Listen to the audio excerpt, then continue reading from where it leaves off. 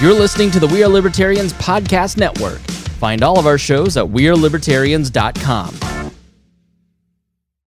Episode 158, The Paradox.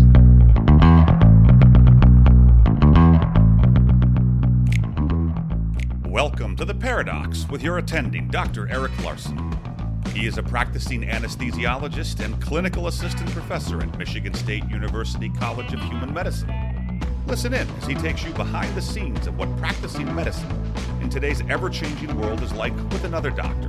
The Paradox is a fun and accidentally informative show for physicians, patients, or anyone who has ever found themselves in a waiting room.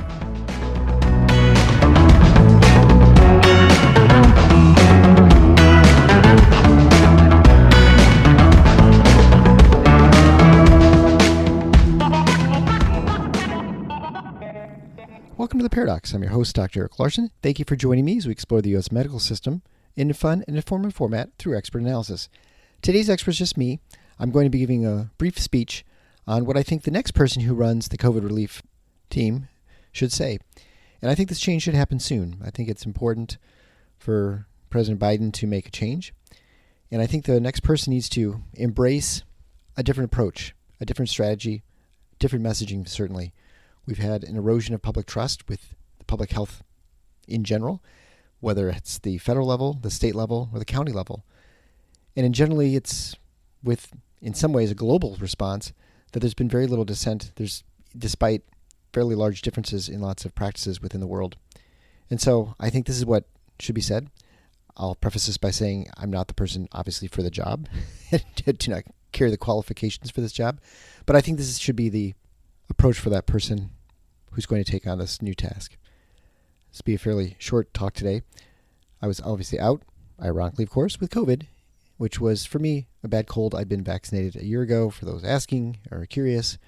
I had a sore throat for a couple days. I isolated from my family just because that's what we do nowadays. Didn't work for a while. Fixed up the house quite a bit and did a lot of deep cleaning. And so got a bunch of stuff done, went on long walks. Anyway, it was just a days of reflection for me. But I'm better, and it just serves as an explanation for where I was for a while. So that's what I was. A little bit too much coughing, I think, for a recording. So we got off schedule for a couple weeks. If you want a transcript of this speech, you can find it at theparadox.com/158. I'll have a copy of it there, some show notes and links to other COVID episodes. And I would encourage you, if you enjoy the show, want to support it, if you're not subscribed, you absolutely should subscribe. It costs nothing. And if you want to pitch in a couple bucks because you want to support what I'm doing, I appreciate that. You can go to the Patreon page at patreon.com/theparadox, and that's PRADOCS. I'd also encourage you to share the show with friends, family, colleagues, anyone you think who would like this message, who needs to hear this message. The easiest is just linking the website page, which is theparadox.com/158. But without further ado, the COVID speech that we need to hear. Enjoy. My fellow Americans, it is a great honor to receive this appointment to head the U.S. Task Force on COVID-19. I want you to realize that I approach this position with great humility, recognizing that I can never have enough knowledge and must rely on others to gather the most complete picture on this virus. The fact that this is a new pathogen means that our knowledge is ever evolving and we must be nimble in our course of action. It has been a long and dark 22 months that we've been dealing with the pandemic. SARS-CoV-2, the virus that causes COVID-19, has killed hundreds of thousands of Americans and millions more worldwide. Make no mistake, this virus can be deadly. Unfortunately, throughout this pandemic's response, the American people's trust in public health, modern medicine, and government authorities has eroded significantly. Large swaths of the population no longer trust voices whom they deemed trustworthy just 2 years ago. This is mostly the fault of those in charge of public health, and I seek to reestablish that trust. Of course, regaining lost trust is not easy. It requires those who are in authority to accept their missteps. It requires a whole profession to admit it was wrong. Admitting you're wrong or pursued the wrong course of action is very difficult, but it is the right thing to do. It is essential if we ever want to be trusted again by the public. As scientists, physicians, and federal, state, and local public health authorities, we need to begin to mend those divisions today. It begins with those in positions of power, those with greater scientific knowledge, the backing of government laws, access to media outlets, to start exhibiting some empathy. we need to begin to approach every conversation with the public with empathy as their number one perspective. It is through accepting the validity of the emotions of others that we can begin to come to a way forward that is no longer divisive. We also need to accept that there's a lot we don't know about COVID. Our information is imperfect, and so have our responses. This is to be expected and nothing to be ashamed of. However, acting as if we have perfect information or guaranteed solutions when no such thing exists is not allowed. Too often, we have guessed at the best policies for controlling the pandemic and then ridiculed, shamed, and chastised those who disagreed. We not only told them they were wrong, but we accused them of being uncaring, selfish, sometimes even murderers, because they wouldn't adhere to safety protocols. We did not meet them with empathy or attempt to understand their concerns. I've seen countless popular figures in medicine, friends, colleagues, and family resort to accusing anyone with a deviation from the dominant strategy as evil people. The othering of those who disagree and smearing of their views in order to make them submit is not effective and just polarizes those in medicine and the public who might have honest disagreements. This behavior needs to stop today. I cannot stress this enough. This is one of the most ineffective persuasion techniques and will only further harden hearts and minds against your positions. This is not to say that there isn't a lot of misinformation and terrible advice out in the public sphere. There's a lot. But the most effective way to dispel bad information is with good information and engaging it honestly. Some you'll never convince, but if you approach them without empathy and as unredeemable people, then you will never succeed. So let's begin with how we, as public health, science, and medicine, have failed the public. Initially, very little was known about the virus. It's understandable that strategies and efforts to control the pandemic were misplaced and ineffective. No one had a proven strategy to control a global pandemic of a highly transmissible respiratory virus. There was plenty of panic, fear, and uncertainty, especially after seeing images of what was happening in northern Italy and then New York City. We were unprepared for the pandemic, and maybe one could never be truly prepared for something like that. We had fragile supply chains and a lack of personal protective equipment for our medical staff. But most of all, we had only educated guesses as to what the best strategy for containment and treatment was for this novel, deadly respiratory virus. Fortunately, through trial and error, observation, and the tremendous work of scientists and physicians, we now have made tremendous strides towards minimizing the damage caused by COVID. We have multiple extremely effective vaccines for preventing severe disease and hospitalization. We've learned a lot about treatment and know how best to ventilate and treat patients. We even have new, promising therapeutics. However, despite all these amazing treatments and innovations, we need to keep our eyes focused on what is achievable and what cannot be done. This will help establish our overall approach to the pandemic going forward. First, what was suspected before is now beyond doubt. SARS-CoV-2 is a virus that will transition fully into being endemic. This means that it will never be eradicated. From now to the end of time, human beings will get infected and transmit it to others. It can infect other animals, which means that even if we successfully kept out of every human on the planet, it would be waiting in the wings in the animal world to reinfect humans. Second, it is clear that if you have long-term immunity to the virus, either through prior infection or vaccination, you are generally more protected from serious disease. As with other viruses, we would expect that each subsequent infection or vaccination will work to provide a better long-term protection from bad outcomes. Third, although the vaccines and previous infections are effective at preventing severe disease, they are clearly not especially effective in preventing infection and spreading the disease to others. This has been especially true with the newer Omicron variant. Therefore, it is important that we no longer base our public health strategy on vaccination as a means of controlling the spread of disease. Vaccination is an effective means of controlling severity of disease. Likewise, interventions that failed to control the virus before will obviously be of little benefit in controlling a more infectious variant like Omicron in the future. Fourth, previous attempts to control the spread of COVID with masking, mandates, lockdowns, school closures, and distancing have been largely ineffective. There is so little difference between different states and cities with varying non-pharmacologic interventions that it is not worth the disruptions that these cause.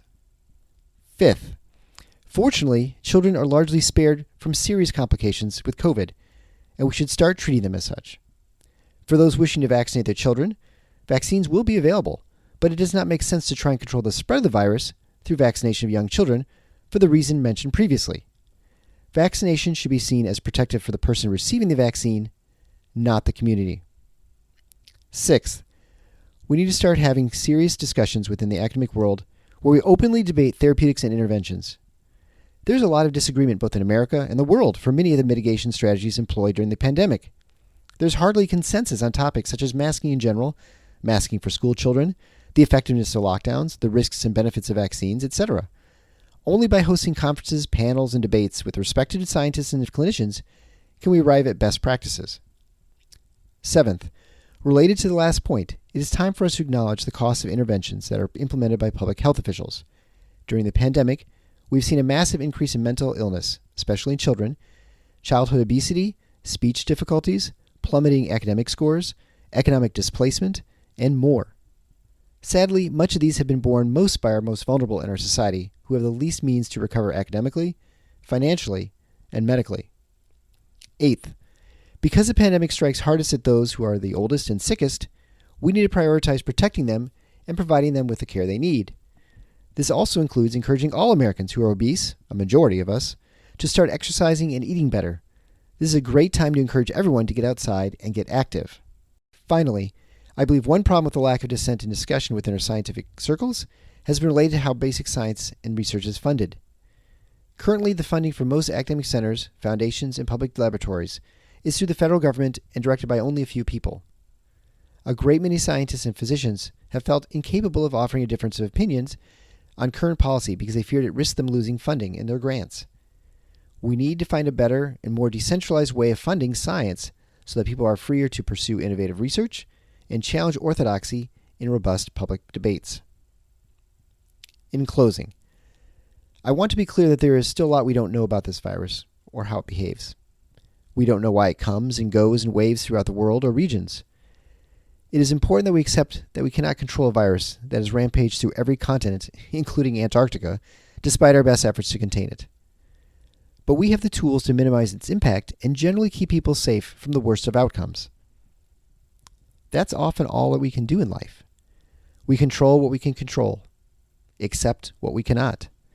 Continue to learn more so that we can improve outcomes in the lives of those afflicted, while remembering our mistakes and errors in judgment so that we do not repeat them again. It's important to not do something just because it feels as if something needs to be done. We must use reason and an understanding of human nature to think through the trade-offs of whatever we do. Too often we have failed that task, but it's never too late to start. So please join me in celebrating life, each other, and our determination to make tomorrow a better day for all Americans. Thank you. Well, I hope you enjoyed that very short speech and it found its mark. I encourage you to share that with anyone you think would be helpful. And I'd also encourage you to listen through the end of the show. I know a lot of new listeners to the show and probably are not familiar with my story, but in August 15th of 2018, we lost our middle son, Andy, in a car accident. And so I know all about loss. And so COVID has been especially difficult for our family as we were still dealing with pretty severe grief and very acute grief at that time. And the talk of death and dying was very challenging for our family. And I'm sure for many others who are going through from COVID or from other things that just happen in life. So I hope we all hold a little bit of grace for each other. And I would again encourage you to listen to the end of the show. You'll hear the solo for my son in the Christmas show in the Grand Rapids Choir of Men and Boys in 2017. It's one that, as a parent, you are proud of your kids and of their accomplishments, and you recognize their talents. But I've found that I never really appreciated Andy's brilliance in singing until I listened to these recordings after the end of every one of my shows, which I listen through, and I know people who listen to the show plenty probably turn it off before the last 20 seconds. So I encourage you, since this has been a short episode, to listen all the way through past the closing credits to Andy's solo performance when he was 13 years old.